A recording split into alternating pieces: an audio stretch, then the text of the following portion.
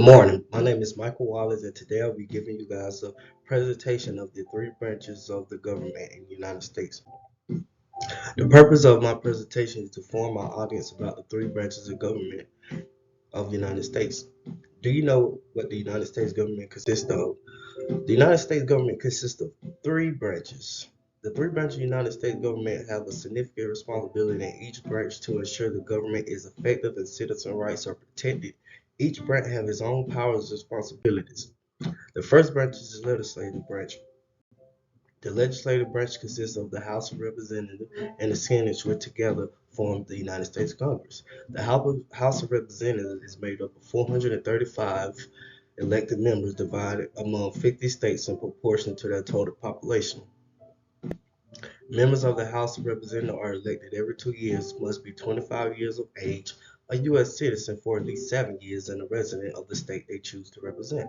The Senate is composed of 100 senators, two for each state. According to the ratification of the 17th Amendment in 1913, senators were chosen by state legislatures, not by popular vote. Since then, in 1913, they have been elected to 6-year terms by the people of each state. Senator terms are staggered so that about one-third of the Senate is up for re-election every 2 years. Senators must be 30 years of age, a U.S. citizen for at least 9 years, and resident of the state they choose to represent. The Vice President of the United States serves as the President of the Senate. Not the President of the United States, but the President of the Senate. And they may cast a decisive vote in the event of a tie in the Senate.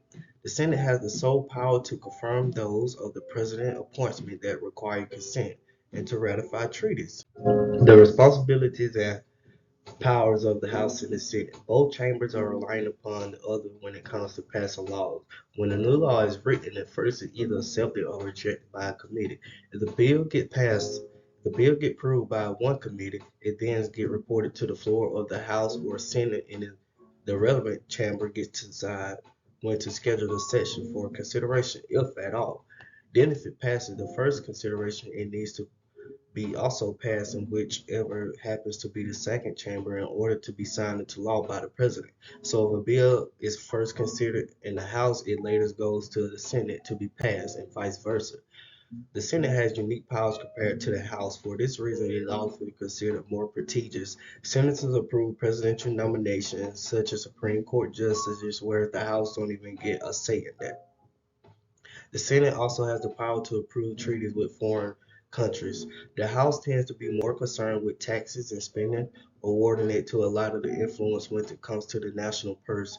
Impeachment hearings must also begin in the House, later moving up to the Senate, where the upper chamber tries the case, acting as a court. At least two-thirds of the senators must find the president guilty to successfully impeach them. The second branch is the executive branch. The power of the executive branch is vested in the President of the United States, who also acts as the head of state and commander-in-chief of the armed forces. The President is responsible for implementing and enforcing laws written by Congress and appoints heads of federal agencies, including the cabinet.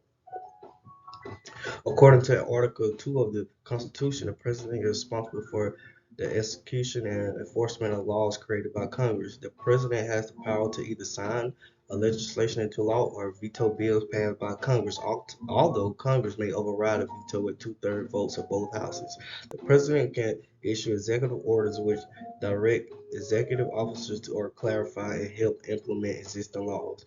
The President also has the ultimate power to extend pardons and clemencies for federal crimes, except in the case of impeachment. The last branch is the legislative branch.